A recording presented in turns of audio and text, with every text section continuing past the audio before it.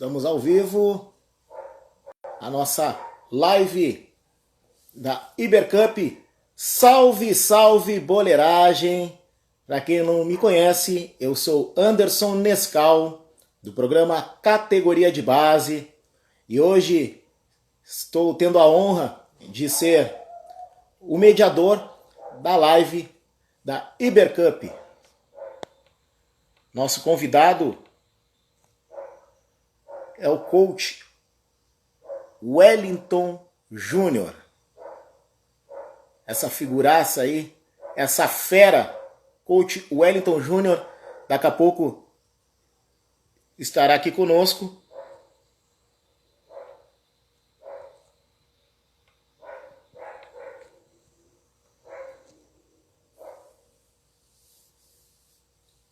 Gostaria de agradecer, então, a organização da Ibercup, ao Márcio, pelo convite. É uma honra e uma responsabilidade também hoje estar aqui no lugar dessa figuraça aí que é o Wellington Júnior, nosso convidado de hoje, fazendo um pouquinho da nossa merchan, pedindo a todos então que sigam as redes sociais da Ibercup, do programa Categoria de Base também, @programa Categoria de Base. Se inscrevam no canal, Programa Categoria de Base, canal do YouTube, Facebook do Programa Categoria de Base da Ibercup. Daqui a pouco, o nosso convidado, Wellington Júnior, estará conosco aqui, coach Wellington Júnior.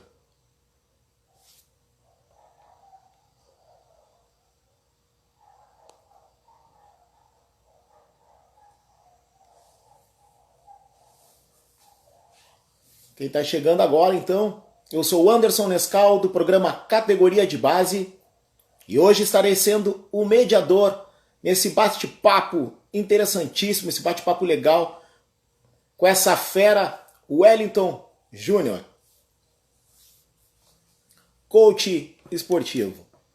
Estamos no aguardo. Alô, Wellington, já está por aí?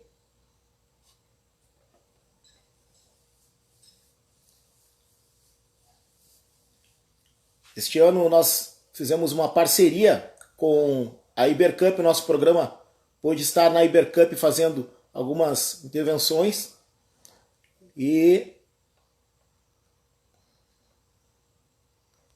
eu fui também convidado a ser o narrador das transmissões dos jogos que estiveram ao vivo pelo Facebook. Já estamos com o nosso convidado aí. Boa tarde, Wellington. Boa tarde, meu amigo. Obrigado aí pelo convite. Tudo tranquilo, sim. Com muita saudade, ó, de ver essa bolinha rolando. Com muita saudade mesmo, mas se Deus quiser, em breve, né, nós estaremos vendo essa bola rolando. Em breve, tudo voltará ao normal. Assim, esperamos, se Deus quiser e Ele quer, né? Com certeza. Eu estava falando aqui agora para o pessoal antes de chegar que está sendo uma honra para mim hoje estar sendo mediador e uma responsabilidade também, porque você vem sendo o mediador das lives semanais aí de um tempo para cá, né? Então é uma honra para mim e uma responsabilidade muito grande hoje estar fazendo esse papel que você desempenha muito bem, Wellington. Maravilha. Para mim também é uma honra muito grande. A gente vem acompanhando o seu trabalho, vê a sua desenvoltura aí como comunicador, né? E presente na área esportiva. Então tenho certeza que vai ser um bate-papo muito legal e a gente vai aprender um pouco mais hoje sobre as questões emocionais, né, que envolvem o jogo de futebol. Exatamente. Wellington, para nós iniciarmos, né, pode falar um pouquinho de você, da sua trajetória, se apresentar para o pessoal aí? Maravilha. Então, é muito bom contar a sua história porque as pessoas se identificam, né? E aí pode entender e perceber um pouco de quem é você. Meu nome é Wellington Júnior, eu tenho 38 anos, sou pai da Maria Clara, casado com a mulher da minha mocidade, né? E ex-jogador de futebol. Comecei muito cedo na minha cidade e logo com 14 anos já chegaram na minha casa e falaram: mãe, esse garoto tem talento, quero levar ele para fazer umas avaliações em alguns clubes. E aí eu fui rodar o Brasil e fui parar no Rio Grande do Sul, a cidade que você mora, né? Cheguei aí com 16 anos, cara. Fiquei dos 16 aos 18 anos. Foi uma experiência incrível, conhecer uma nova cultura, conhecer, né, um outro Brasil dentro do Brasil. O gaúcho muito acolhedor. Tive muitas experiências aí treinando no Grêmio, Internacional. Joguei várias competições aí. Então o futebol, ele norteou toda a minha adolescência, né? Até o início da minha fase adulta. Eu parei de jogar muito cedo, tive uma lesão na tíbia, e isso me dificultou eu dar o contínuo da minha carreira, né? Mas aí eu decidi estudar, e através dos estudos eu comecei a perceber novas oportunidades na minha vida. Mas eu nunca quis sair do futebol, né? Então eu trabalhei no futebol como observador técnico, famoso olheiro. Trabalhei exatamente, trabalhei em clube de futebol, ajudando, né, coordenando ali a parte de captação.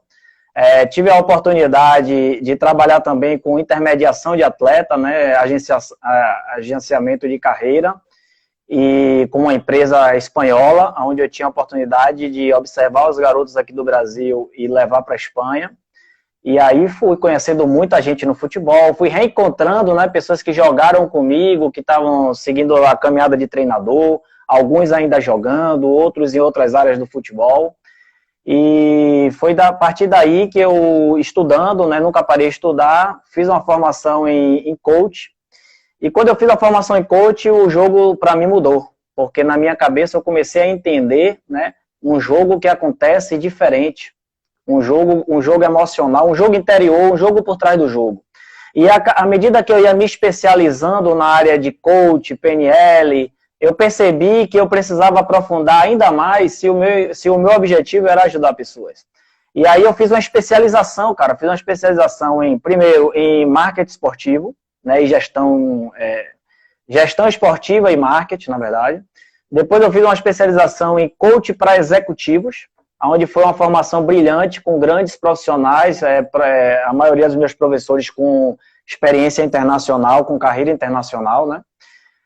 Depois eu percebi a necessidade de entender um pouco mais sobre a questão da psicologia, e eu fiz uma especialização em psicologia do esporte.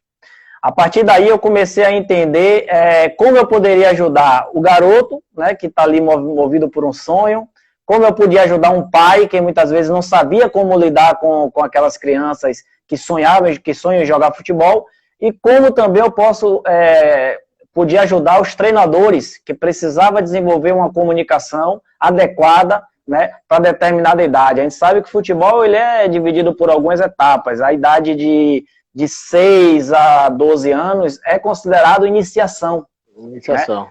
Né? Exatamente. A partir dos 14 anos, você começa com o esporte de alto rendimento, né? Mas ainda assim com medidas educativas, porque o garoto ele só vai estar fisicamente pronto para a competição a partir dos 17 anos, né? Mas o que acontece? Por não saber, muitas vezes, o garoto é levado a esse tipo de competitividade cada vez mais cedo. E quando ele foca em uma determinada vitória, que é o placar do jogo, ele esquece, né, e deixa de evoluir em um aprendizado que acontece antes de começar o jogo, durante o jogo e após o jogo. E isso a gente vai falar um pouquinho mais na frente. Então esse sou eu, cara. E eu estou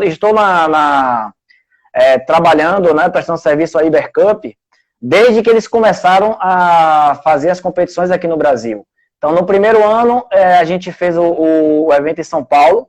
Era um evento, né, uma novidade para a gente aqui do Brasil, um evento como a Ibercup, uma competição internacional nos principais países do mundo, né, onde os principais clubes do mundo participam, e de repente a gente tem essa oportunidade da Ibercup estar aqui no Brasil, né? E aí o que acontece? Cara, foi um desafio para a organização da competição, foi um desafio para mim como um coach esportivo, né? Tá ali na beira do campo, tendo que muitas vezes, mais de 15 campos, e você tendo ali que ficar um pouquinho em cada campo, tentando perceber em qual lugar você podia fazer uma prevenção, podia fazer uma intervenção, né? Então, foi muito legal, sensacional. E o que acontece, cara? A gente tá na 5ª Ibercup, né? Foram 2 em São Paulo, na verdade 4. 2 em São Paulo e 2 em Porto Alegre. E cada uma melhor que a outra.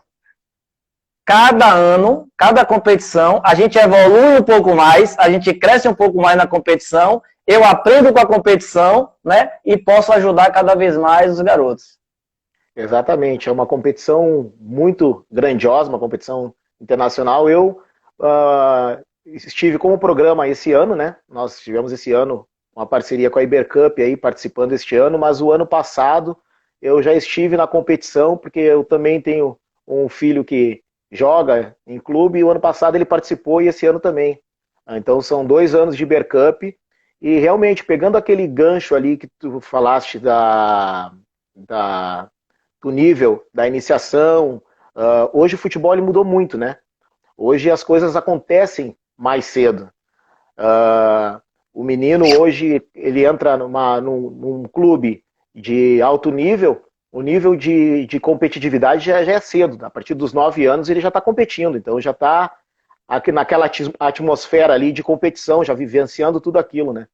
E qual é a tua visão em relação a isso, a essa mudança, como tu disse, no tempo que a gente foi jogador, jogou até no tempo passado, sim, nós começávamos a competir a partir de 13, 14 anos, e hoje tudo mais cedo. Qual é essa visão aí que você tem em relação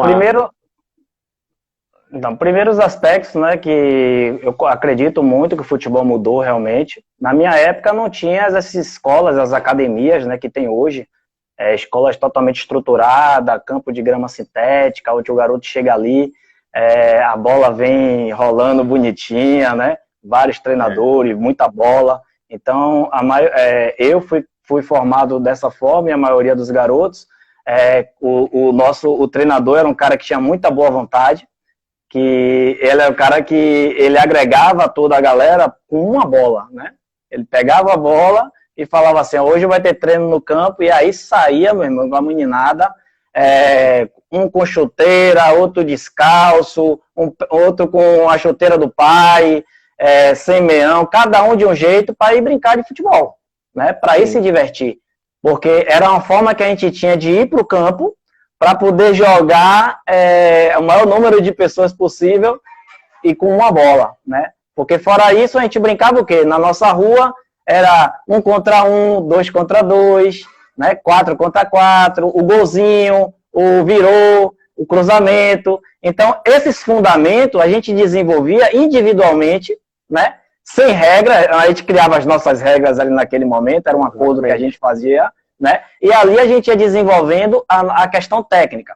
E quando a gente chegava lá para jogar bola, o treinador praticamente ele só fazia o seguinte, separava os 2 times, botava a bola e era como se fosse um árbitro, né? Apitava quando a bola saía, quando tinha uma falta, essas coisas. Então eu e os garotos, a gente tinha muita liberdade, né? O grande choque que eu tive foi quando eu cheguei a primeira vez que eu fui fazer uma avaliação foi no Esporte Clube Vitória, e lá tinha mais de 100 meninos, né? E na hora que o cara perguntou quem é atacante, todo mundo levantou a mão. Aí eu falei, rapaz, não vou jogar de atacante. Eu ia levantar também, né? aí foi mudando, foi falando meia, não sei o que e tal. Primeiro teste que eu fiz, eu joguei de zagueiro. Porque não tinha espaço para mim, eu era magrinho, baixinho, então toda hora o treinador escolhia outros e não me escolhia, né? E à medida que eu fui mostrando um pouco de qualidade, eu fui avançando para a minha posição, né? Mas engraçado que quando você passa da peneira, que você vai para o grupo principal, o treinador já vem com a conversa por você, dizendo assim, ó, só pode dar 2 toques na bola. Aí dificulta, porque eu gostava, né? O que é que eu aprendi? Eu tinha muita técnica, tinha muita habilidade e era diferenciado entre meus colegas, porque eu driblava, porque no 1 contra 1, no 2 contra 2, eu tinha mais desenvoltura. A partir do momento que o jogo começou a utilizar um espaço maior e o jogo ter posições definidas, né, e o máximo de oponente possível, eu percebi que o futebol era diferente, mas eu não era preparado para aquele futebol. Hoje os garotos, cada vez mais cedo, né, tem escolinha que começa com 4, 5, 6, 7 anos, o pai já coloca o menino lá para treinar, e muitas vezes o menino já chega com a chuteira, com o meião, todo arrumadinho, né? Em que ele eliminou naquele momento várias das dificuldades. Só que aí entra um paradoxo, Nescau, porque é o seguinte, cara, foram as dificuldades, né, que fez com que a gente desenvolvesse a nossa habilidade e fez com que o jogador brasileiro desenvolvesse um talento diferenciado do que o talento, muitas vezes, do jogador europeu, né? O brasileiro, ele tinha isso. E aí, cara, em 2002, os países belgas, a Holanda, vieram para o Brasil para observar o que é que o brasileiro tinha, como é que eles viviam. E começou a observar que o brasileiro andava descalço, subia em muro, chutava a bola em parede, criava seus joguinhos, né? Eles copiaram isso e levaram isso para a Europa como uma metodologia. Então, observe, quando a gente começou a pegar os garotinhos aqui e começar a fazer um treinamento em que a gente fazia o quê? Um treinamento de correção. Menino, você tem que chutar bater com a bola desse jeito. Menino, você tem que tocar a bola logo. Menino, você não pode fazer isso. Então, cheio de não pode, cheio de pode, cheio de não pode, o garoto começou a ficar polido. Exatamente. Então, isso eu não posso dizer que é culpa do treinador. Esse treinador de hoje, ele se especializou. Ele se formou em educação física, né, onde ele se desenvolveu, mas ele começou a entender o seguinte, que quanto mais cedo ele corrigisse o garoto, mais rápido o garoto ia entender como era o futebol. Só que isso teve um efeito diferente, né? Por quê? Porque aqui a nossa cultura tem a cultura do se eu ganho, eu sou melhor do que você. Só que o que me leva a jogar futebol é a alegria, né? O lúdico de poder ultrapassar o meu adversário e me divertir com aquilo.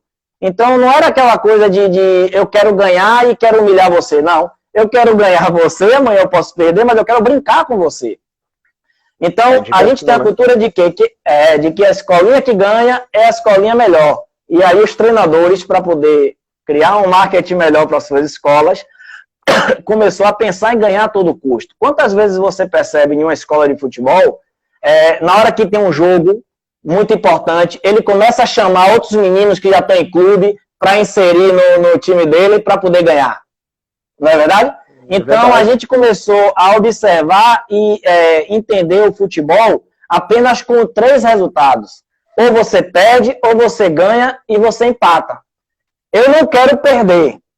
Empatar só se não tiver jeito. Então, eu quero ganhar. O problema não é criar o garoto querendo ganhar. O problema é ganhar a todo custo.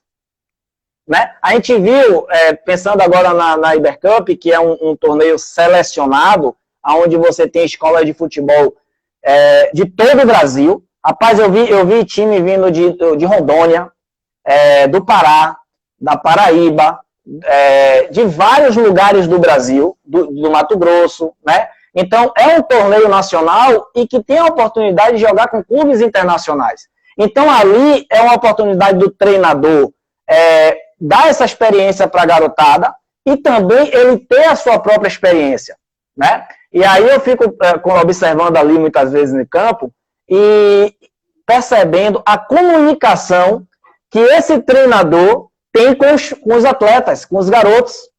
Não são todos, eu vi muitos projetos interessantíssimos, né? Eu posso citar a IACP Neuroesporte, o Atlético Gaúcho, eu posso citar alguns projetos que eu vi treinadores, formadores, que eram responsáveis, que eles participavam daquele momento com a criança, né? E aquilo ali era um momento de evolução daqueles garotos.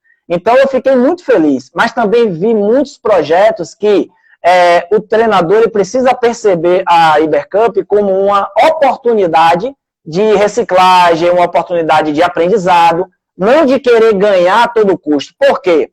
Vamos lá. Pense que o garoto está ali, feliz da vida, né? Seu filho, ele jogou uma Ibercup, então você sabe disso.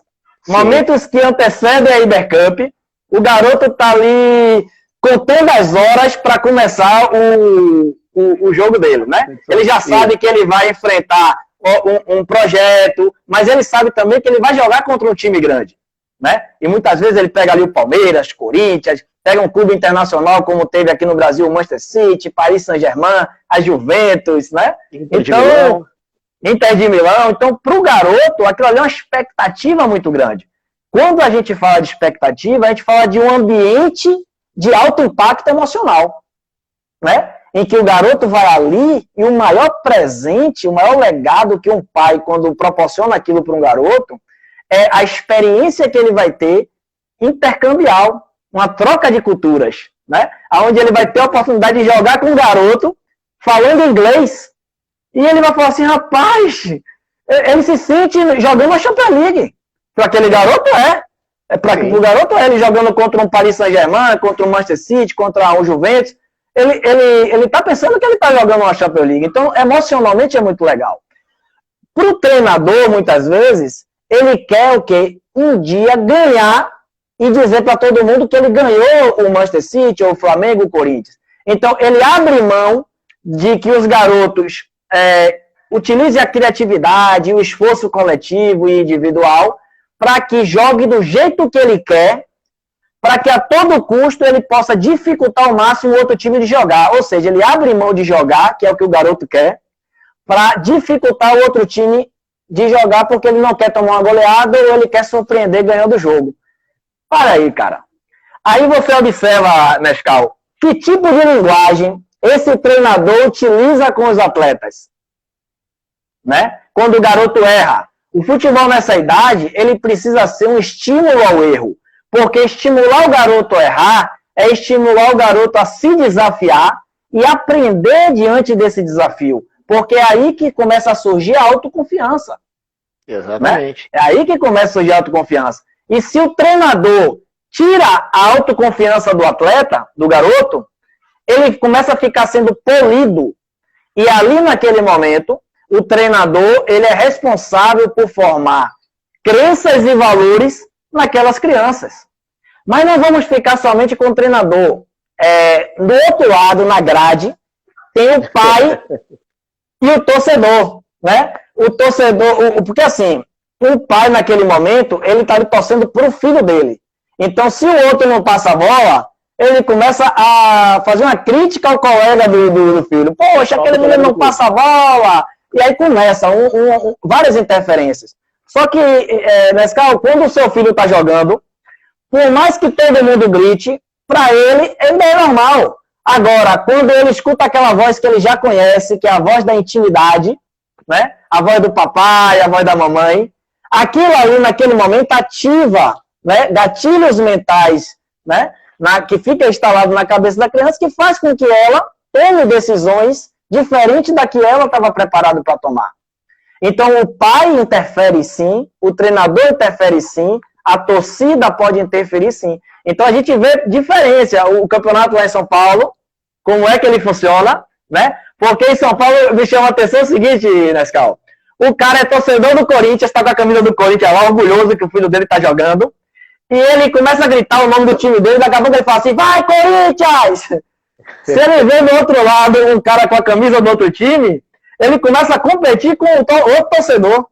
Então, isso faz com que a gente crie uma atmosfera para a criança que difere da atmosfera que a criança tinha criado a expectativa, que era de lazer. Aí você pergunta assim, mas Wellington, o garoto quer ganhar? Quer. Mas ele quer ganhar, naquele momento, ele quer ganhar com todo o esforço que ele faz o melhor possível. Entendeu? Mas ele aprende e se desenvolve nessas decisões. E até onde você acha que os pais eles ajudam ou atrapalham no momento do jogo, no momento do torneio, da competição? Maravilha. O pai, quando ele está no papel de pai, ou a mãe no papel de mãe, ele sempre ajuda, né? Só que o que é que acontece? Quando você está no papel de pai, eu sou pai, eu sei disso, eu sei qual é a expectativa da minha filha E você sabe qual é a expectativa do seu filho quando não é a crítica, não é naquele momento ali que ele está nervoso porque ele jogou, que você vai dizer, meu filho, era para você se esforçar mais. E essa coisa de o pai gritando lá, vamos, vamos, vamos, toca, toca, toca, chuta, chuta, chuta. Você acha, Nescau, que isso atrapalha a cabeça do garoto, né, já que ele responde a gatilhos mentais, ou aquilo ali ajuda? Só que o pai também está em alto estado emocional. Porque muitas vezes o pai, ele está naquela figura seguinte, poxa, meu pai não me ajudou quando eu queria jogar futebol, meu pai trabalhava bastante e não podia me trazer. Então eu estou aqui, eu quero mostrar presença para o meu filho, eu quero ajudar ele, eu quero incentivar. Só que com muito amor dos pais, querendo incentivar, muitas vezes acaba, de certa forma, atrapalhando. Né? Então, o pai, quando ele está no papel de pai e a mãe no papel de mãe, eles são sensacionais e eles colaboram muito. O lance é quando o pai quer ser treinador. Entendeu? Ou quer ser... Então, aí acaba atrapalhando um pouco. Eu tenho uma história engraçada, cara. Isso foi lá em São Paulo. O time estava jogando uma semifinal, né, contra o Corinthians. E o time era um projeto jogando uma semifinal contra o Corinthians. E aí, cara, eles perderam, no finalzinho tomaram um gol, e o time foi desclassificado. E foi um erro da arbitragem, né? E o erro da arbitragem faz parte do jogo, né? Por que o goleiro erra, os jogadores erram, o treinador erra? Por que o árbitro também não pode errar, se ele é um ser humano? Então, o erro do árbitro faz parte. Agora, se o garoto vê que o treinador está xingando o árbitro, está gritando com o árbitro, e ele vê que o pai dele está gritando com o árbitro, naturalmente o garoto vai fazer o quê? O garoto, ele responde ao exemplo, né? E se ele vê, é como se o treinador autorizasse ele a ter aquele comportamento. Então ele começa a querer discutir com o árbitro. E aí o que aconteceu? Como o treinador perdeu naquele momento o equilíbrio, e os pais também começaram a gritar com os árbitros, e o menino chorando, desesperado, começaram também a brigar com o árbitro, e chamar o árbitro de ladrão, e gritar, e não sei o quê. E naquele momento os garotos não se deram conta, nem os pais, nem que não sempre eu digo que quem muitas vezes acaba afetando a festa das crianças somos nós adultos, né? Quando nós entramos na brincadeira deles. Porque eles se perdoam, se resolve fácil. E aí eles esqueceram que naquele momento eles perderam para um clube como o Corinthians, né? E que você poderia valorizar a chegada dos garotos a uma semifinal. E ninguém valorizou. Então aquilo ali, todo o esforço do garoto chegar até aquele momento, né? Que ali era o quê? Ele ia disputar uma ouro da prata. Meu amigo, os pais desesperados, os meninos chorando, e eu estava ali tentando fazer uma intervenção. E conversava com o pai respirava, tal. Aí eu esperei e fiquei do lado de um pai um tempo. E o garotinho, o filho dele, pegou na perna dele e ficou abraçado. Na perna dele, o tempo todo que eu conversava com o pai, ele abraçado. Aí eu perguntei, depois que o pai se acalmou um pouco, eu falei, pai, o que é que você veio fazer aqui hoje? Aí ele, eu vim torcer pro meu filho. Aí eu falei, e você acha que você torceu pro seu filho hoje? Rapaz, uma pergunta que eu fiz, ele pegou e começou a chorar. Aí eu falei assim, começou a chorar o pai. Aí eu, pai, por que você tá chorando? Ele falou assim, cara, eu lembrei que meu filho me pediu para, independente do resultado, eu só desse um abraço nele. Complicado. E observe, o garoto estava o tempo todo abraçado na perna dele, e ele estava tão esquentado com o que aconteceu no jogo, que ele esqueceu de dar um abraço do filho. E aí, depois que ele chorou, ele limpou as lágrimas assim, pegou o filho, abraçou, pediu desculpa, pediu perdão, tal, o filho ali meio que sem entender, mas abraçado. E ele falou comigo, ele falou, eu fiz um esforço danado para estar aqui hoje, porque o meu filho me pediu e eu estraguei o jogo dele. Olha que coisa, velho. Sim. Né? Então a Ibercup, ela proporciona muitas experiências, né? Como eu vi também, cara, um time perder de uma goleada e os pais abraçar, fazer a maior festa com a gurizada, velho. E foi muito legal aquilo ali, porque a festa não era para derrota. A festa era para a experiência que aqueles garotos estavam tendo de jogar um campeonato de alto nível, né? Que você sabe que de alto nível, de uma organização maravilhosa, que é a Ibercup. Então, o aprendizado e a experiência que esses garotos levam durante essas competições, né, durante essa organização, porque é uma mentalidade internacional aqui no Brasil. Isso é muito legal, cara, muito legal. E, na realidade, né, voltando também ao gancho de antigamente, que os pais não tinham muito acesso aos jogos como tem hoje, né?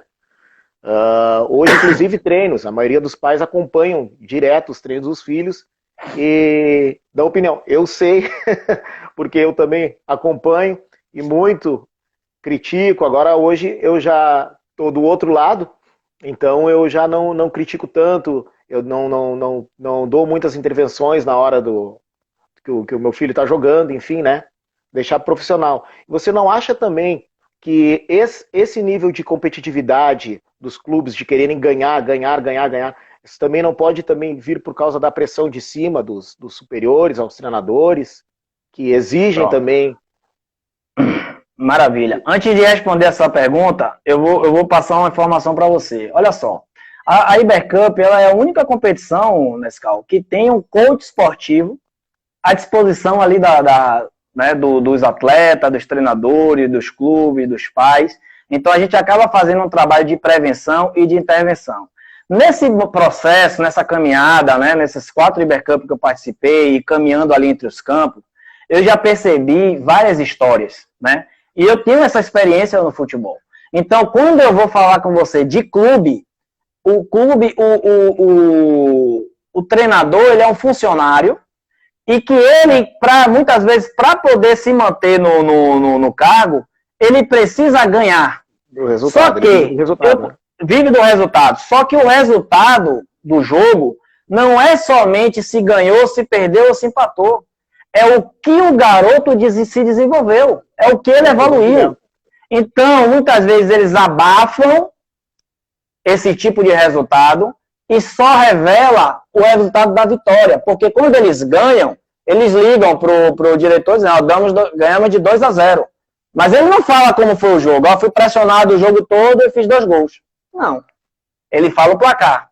Quando ele perde, ele diz assim, o time foi muito bem, se comportou legal, mas a gente errou em finalizações, o outro time foi e acertou. Então existe uma distorção do que é e do que não é. Mas a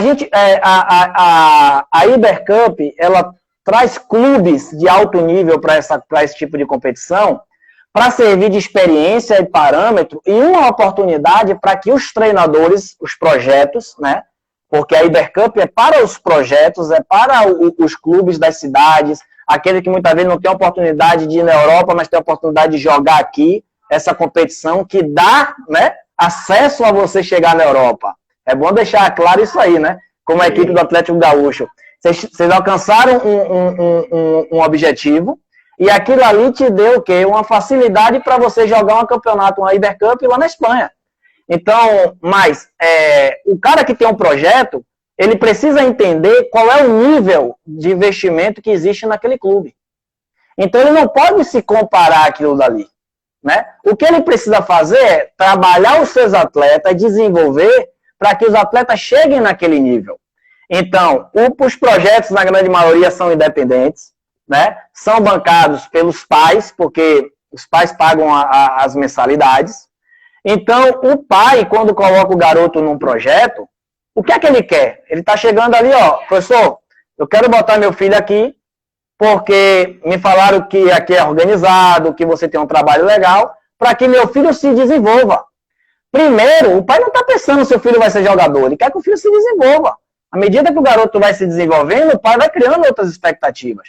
Mas muitos dos pais, naquele momento, é para preencher um espaço de lazer do filho, que hoje cada vez está mais difícil, né? Ou você bota o menino para treinar na escolinha, ou ele vai ficar chutando bola na parede, brincando na rua, que cada vez está impossibilitado por causa das questões de segurança, né? E a família hoje, a configuração da família hoje, ela mudou. Pai e mãe trabalham, aquela coisa toda.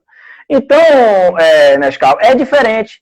O papel do treinador de um projeto é estimular as crianças ao desafio, fazer com que eles se desenvolvam, tá? Então, como eu falei no início, as crianças, como é que elas funcionam?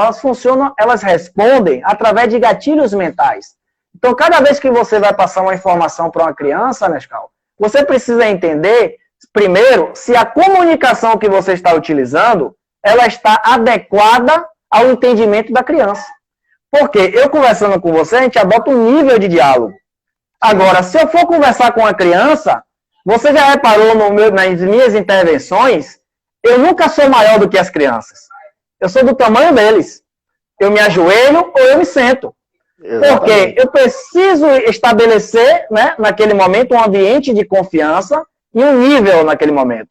Então, para entender a linguagem da criança, tem que falar a linguagem dele. Só que como é que funciona o meu cérebro e o seu na hora de uma informação? Primeiro, nós temos filtros mentais. E os nossos filtros mentais, ele é o seguinte. Primeiro, a gente omite todas as informações. Por exemplo, você chega para o seu filho e fala, filho, olha, você vai fazer isso, isso e isso. Ele escuta a primeira parte, naquele mesmo momento ele imagina assim, poxa, ele está querendo dizer isso, isso e isso. Então ele pega metade da informação e se manda. Só que ele não escutou tudo. E como você não fez a pergunta para ele, o debrief, né? Não foi assim, filho, o que foi que eu te perguntei agora? Aí você acreditou que ele sabe a informação, mas ele não sabe. Então ele vai executar e vai tomar a decisão de acordo com as informações que ele teve. O outro filtro mental que a gente tem é o da distorção. Ou seja, você pede uma coisa para o seu filho, ele distorce. Por quê? Porque ele imagina que você está falando aquilo, mas você quer dizer outra coisa, tal. É a criança. Acontece com o adulto também.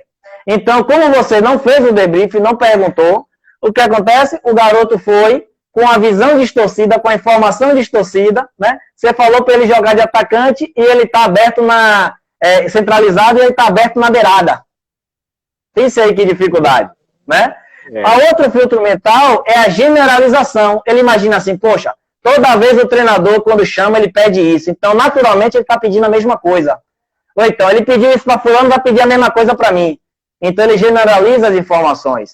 Então, o papel do treinador é compreender como é que funciona a criança para poder adaptar a sua linguagem a ela. Não é a criança que se adapta ao treinador, mas é o treinador que se adapta à criança. E, para isso, precisa-se ter muito interesse. Precisa-se se importar muito. Principalmente se esvaziar do seu ego, né? Se esvaziar do seu ego para poder servir aquela criança.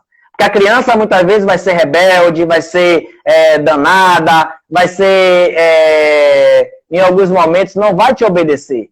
Mas quem é o educador? Se ela não precisasse de educador, ela não ia precisar de um professor. E você não ia precisar ser professor se você não fosse o educador. Quando eu falei a você que os belgas e os holandeses estiveram aqui no Brasil, eu tive conversando com alguns treinadores de categorias iniciais, tanto de equipes da Inglaterra, como das equipes, na live passada, como o treinador do Barcelona, né? A gente conversou com ele, conversei com o treinador da Inglaterra, conversei com o treinador do Anderlecht da Bélgica, conversei com várias pessoas que estão imersas a esse tipo de formação, e eles falaram isso, olha, a gente utiliza na formação dos garotos perguntas. Não é a gente que dá a resposta para o garoto, não é a gente que diz o que ele tem que fazer. A gente faz as perguntas e eles criam as suas próprias respostas. Por quê? Porque quando uma pergunta é feita, a resposta ela nasce de dentro para fora. Mas quando você indica o caminho, ela é de fora para dentro. E a criança não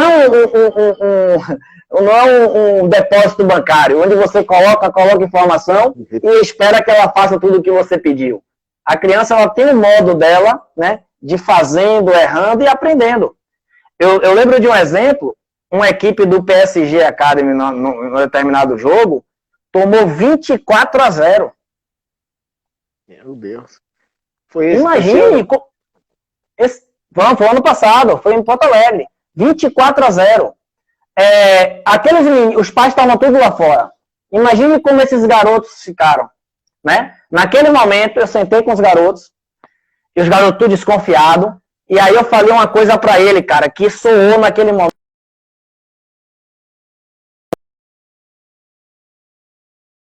Segredo pra você. O segredo Você quer saber qual é o segredo? Os garotos pegaram e falaram assim, quero. E eles estavam tudo chorando, né? Começaram a engolir o choro naquele momento, tal. Comecei a bater um papo com eles. E eles falaram assim, me conte o segredo. Eu falei, ó, eu juntei todo mundo e falei, ó, o segredo do vencedor. Aí ele fala, o segredo do vencedor é que ele não perde nunca. Ou ele ganha... Não, o segredo do vencedor é que ele não perde nunca. Aí o menino, mas a gente perdeu. Eu falei, não perde nunca. Vocês não são vencedores? Somos. Não perde nunca. Ou ganha ou aprende. Aí naquele momento eles chocaram, né? Nunca tinha escutado uma informação como aquela. Aí eu falei, quanto é que foi o jogo? Aí o menino, perdi a conta. Eu não sei o que, o treinador falou, foi 24-0. Aí eles, tá vendo aí que a gente perdeu? Eu falei, não, vamos ganhar esse jogo? Vamos. O que é que a gente aprendeu hoje? Aí os garotos chegaram e falaram assim, aprendi que tem que tocar a bola mais rápido. Aprendi que eu preciso treinar mais. Aprendi isso, aprendi aquilo. Aí começou a falar várias coisas que eles aprenderam naquele grupo de meninos. Aí quando chegou 25, eu falei, opa, chega. Quem ganhou o jogo? Tá 25-24. Aí o menino aí, quem ganhou foi a gente, rapaz. A gente ganhou, aí começaram a comemorar, levantaram, aí eu mudei a fisiologia dele, né? Botei eles pra ficar em uma posição corporal de vencedor, aquela que eles fizeram assim, ó. Lembra? Fizeram assim, fizeram grito de guerra, pularam. Naquele momento, todo o impacto da derrota e tudo que eles iam absorver do treinador e do pai naquele momento, desapareceu, cara.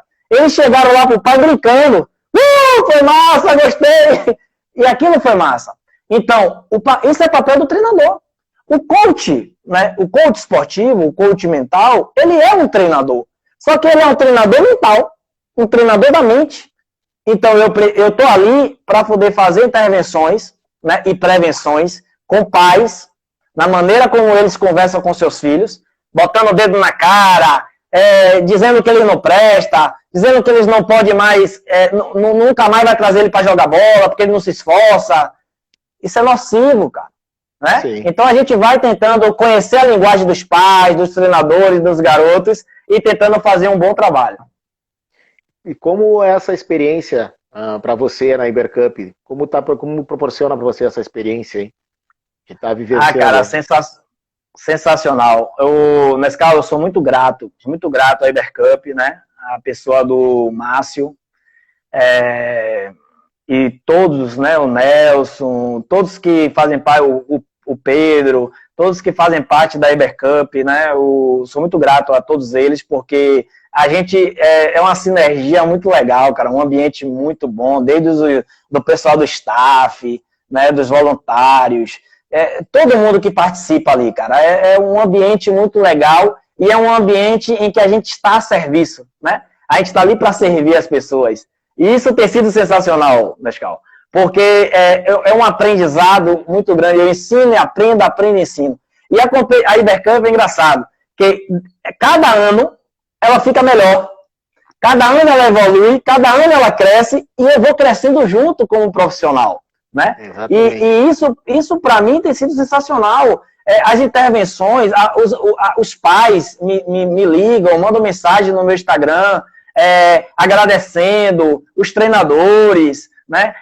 As crianças. Então, para mim, é só gratidão, cara. E a oportunidade de transformar aquele momento, fazer uma criança que ia chorar, ela sorrir, isso aí já mexe com o meu propósito, com o meu valor, entendeu? Um dia eu fui criança, um dia eu também joguei futebol, sei o que está passando na cabeça daquelas crianças. Então, para mim, é um aprendizado muito grande, né? Muito mesmo. E eu tenho feito muitos amigos no futebol através da Ibercup.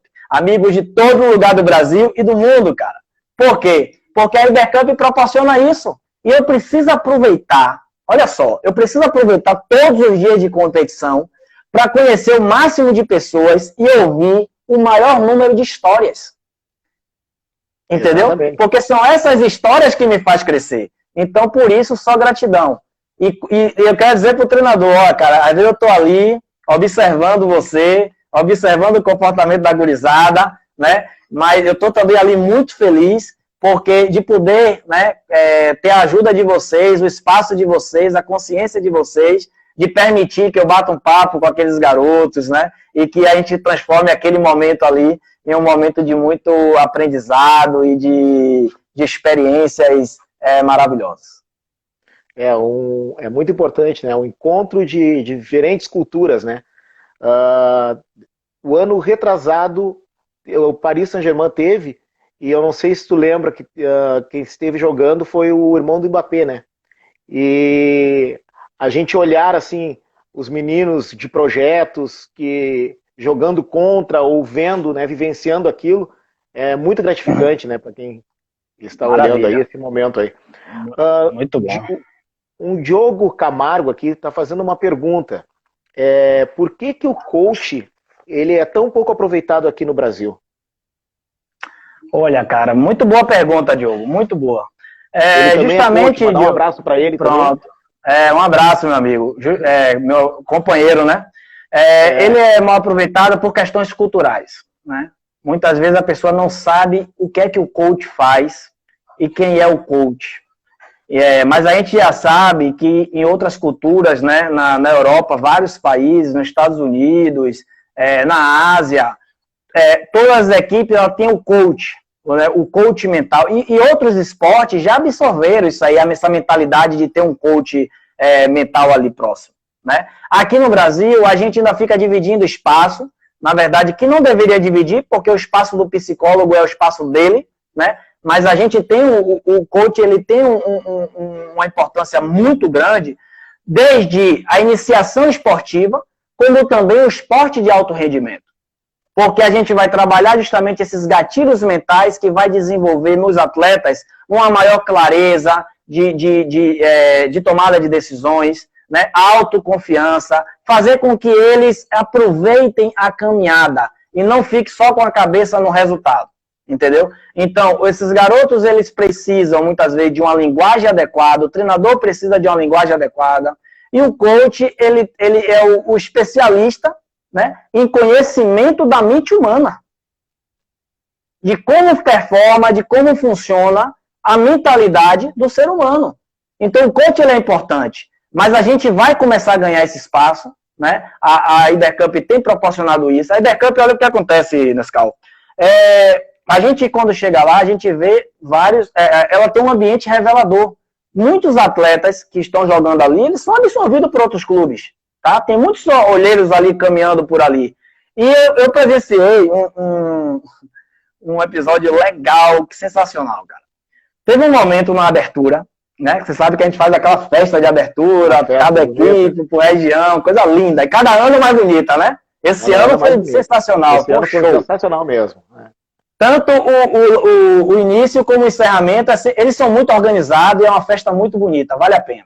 E aí, cara, chegou uma hora que eles estavam esperando, aí tava os franceses do Paris Saint-Germain, os italianos da Inter de Milão, os ingleses do Manchester City, aí tinha os mexicanos do Chivas, o Peñarol do Uruguai, e tava ali também os brasileiros, tinha o Palmeiras, tinha o Grêmio, tinha alguns projetos.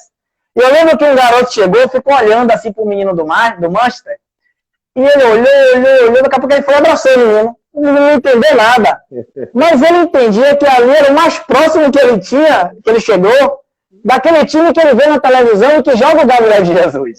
Sim. E ele queria expressar aquele sentimento. Ele abraçou. Mas não existia uma comunicação verbal. A comunicação era não verbal naquele momento. Aí pegaram a bola e jogaram.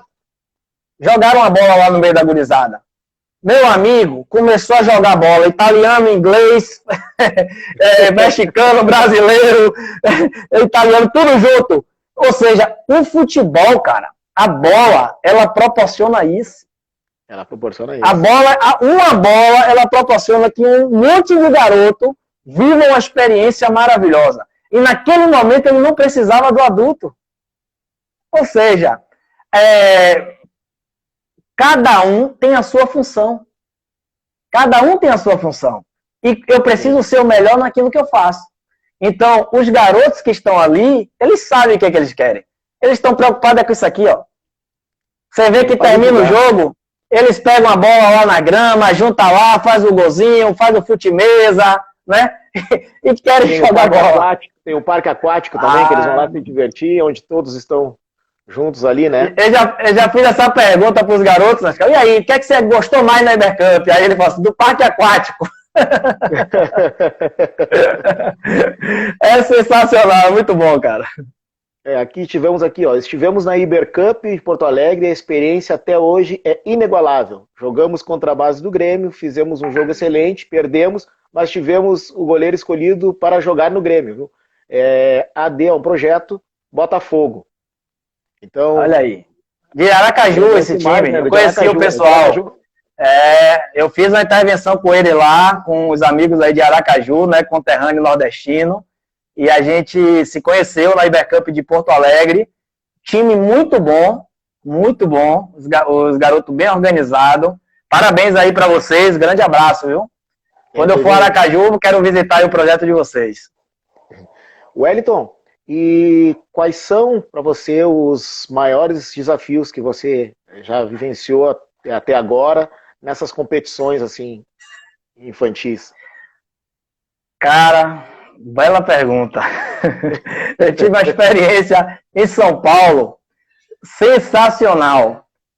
A gente teve um jogo na final e eu fico ali observando no aplicativo, né, para saber onde é que estão os jogos. E geralmente eu gosto de jogos onde a tensão é maior, porque a minha intervenção vai ser melhor, né? E eu vou poder aprender um pouco mais. E aí estava tendo um jogo contra um excelente time, que era o Marítimo, lá de São Paulo, que é uma parceria com Portugal, um trabalho brilhante de um treinador chamado Ari, sensacional, e contra o Atlético Paranaense. Eles estavam jogando muito melhor, estavam muito bem, fizeram uma excelente competição. Mas, no finalzinho, um garoto do Atlético Paranaense chutou a bola bateu na trave e alguns disseram que foi gol, outros disseram que não foi gol. Resultado, o árbitro deu gol. E aí prejudicou a equipe do Marítimo e beneficiou a equipe do Atlético Paranaense. Pense aí, meu amigo, a torcida estava lá, todo mundo torcendo pro Marítimo, o pessoal de São Paulo, o Atlético Paranaense não quis saber, pegou os garotos dele, foi comemorar a final dele, o título, né? E os meninos ficaram tudo revoltados do Marítimo. Mas eles ficaram revoltados porque, a história que eu te contei, os treinadores naquele momento não conseguiram se segurar. E os pais também não. Então, eu conversei com os treinadores, eu tive que, de certa forma, peitar, assim, ó, peitar o treinador, né? Podendo levar sei lá. Mas o Ari é um cara sensacional. Quando ele se acalmou, ele percebeu que ali o jogo era das crianças e começou a me ajudar. Só que os pais que estavam lá fora estavam loucos, cara, querendo pegar os árbitros, querendo gritar, querendo extravasar. E eu fiquei ali parado com mais de 10 pais querendo passar e eles estavam me respeitando naquele momento. Mas não concordavam com o que eu estava falando. Eu falei, gente, calma, é o jogo das crianças, a gente está desvalorizando o resultado deles. O erro no futebol acontece e a gente precisa ensinar e preparar esses garotos para isso. Aí falava, aí daqui a pouco começa os pais saírem, né? E fica ali um menor número. E eles aí começaram a entender, cara, e me agradecer, né? E pediu para eu poder conversar depois com os outros pais. E aí a gente conseguiu contornar uma situação foi muito legal, porque eles não concordavam com o resultado, mas sabia que não tinha como voltar. E a gente conseguiu, eu liguei para um amigo meu do Corinthians, né? E consegui para receber eles para um amistoso lá no Corinthians. Então eles foram presenteados, né, com esse amistoso. E eu quero parabenizar todos os garotos, cara, do Marítimo, a todos os treinadores, a todos os pais, realmente brilhantes, os meninos têm muito potencial, muito projeto, muito bons, cara, muitos meninos legais, talentosos, a Ibercup, o nível é altíssimo, cara, é incomparável, muito bom, um aprendizado constante, e um desafio constante, né, mas o desafio e o aprendizado, eles caminham juntos. Exatamente. Nós estamos já quase estourando aqui o nosso tempo. E eu vou fazer uma perguntinha para você agora. Qual é a importância da Ibercup no calendário do futebol brasileiro? A Ibercup sendo uma competição totalmente internacional, né? Então, cara, essa pergunta, na verdade, ela não tem que ser para mim. Ela tem que ser para os treinadores, né, e os garotos. Porque a expectativa que eles têm, né, eu vi nas lives que eu estava intermediando, eles perguntando, vai ter esse ano? E aí a gente quer Ibercup? Os meninos estão com saudade da bola, cara. E eles já ficam torcendo assim, para chegar logo o dia. Né? Imagine, a gente tem a Ibercup em julho, São Paulo, e esse ano a gente ia inaugurar o Rio de Janeiro. Então, o garoto já estava do Rio de Janeiro, estava como? Pensando na Ibercup. Todo mundo querendo saber. Então, eles agora, como a gente não sabe aí, por questões da quarentena, do distanciamento social, mas eles têm a expectativa da Ibercup de janeiro, que é uma etapa internacional e que ninguém quer ficar de fora. Cara, é no CT do Grêmio, né? Um complexo maravilhoso. Então, qual é o treinador, qual é a escolinha, qual é o projeto que não quer passar por uma experiência dessa? Porque às vezes a gente ainda tem dificuldade de ir para outro país. Mas vale o esforço, né, de você fazer uma competição que movimenta todo Porto Alegre. Né? A cidade fica toda movimentada. Aí você tem ali mais de 15 campos, né, com muita qualidade, e os meninos ali jogando futebol. Começa das 8 até as 20 horas, porque em Porto Alegre escurece bem mais tarde. Então, das 8 da manhã, são 12 horas de futebol. São 12 horas, né, de futebol. É. E aí tem árbitro espanhol, árbitro inglês, e de várias, de 6 anos de idade até os 12, 13, tem jogo de menino. Então, os garotos eles ficam na expectativa, porque a importância é muito grande, cara, de você ter uma competição como essa. Eu tenho certeza que eles ficam tristes quando não conseguem ir. Imagine, você viu esse ano, gente de todo o Brasil ligando para os times que iam disputar. Meu projeto não vai disputar esse ano, a gente não conseguiu, tal. Tem vaga aí no seu time para disputar pelo seu time? Tinha um time de Balneário de Camboriú, que tinha 2 jogadores do Pará. Imagine, um goleiro e um zagueiro do Pará, eles foram inseridos nesse time lá de Balneário para poder jogar a competição. A Ibercup, ela é muito mais, cara. É sensacional. É sensacional mesmo. Muito obrigado, Wellington, por esse nosso bate-papo. Foi um prazer e uma honra também, e uma responsabilidade, como eu já falei, né, imensa hoje estar no lugar que você vem sempre ocupando. E a gente quer agradecer a todos aí que estiveram conosco nessa live, com essa fera sensacional, meu amigo Wellington Júnior, dividindo um pouquinho da sua experiência aí com a gente, tá bom? Maravilha, eu deixei aí o meu Instagram, né, para quem quiser me seguir, e também dizer que eu posso disponibilizar gratuitamente para vocês um e-book que eu tenho, que são as 7 peneiras do futebol. Então aguardo o contato de vocês para que eu possa disponibilizar esse e-book e a gente possa aprender muito mais sobre o futebol antes, durante e depois. Valeu, galera! Até a próxima Ibercup! Tamo junto. Valeu, Wellington, tamo junto. Faz um print aí, Nescau. Vou fazer um print agora aqui.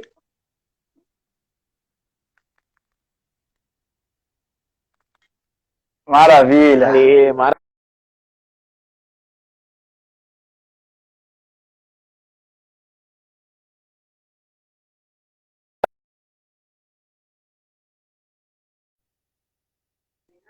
Obrigado, gratidão. Deus abençoe a todos vocês.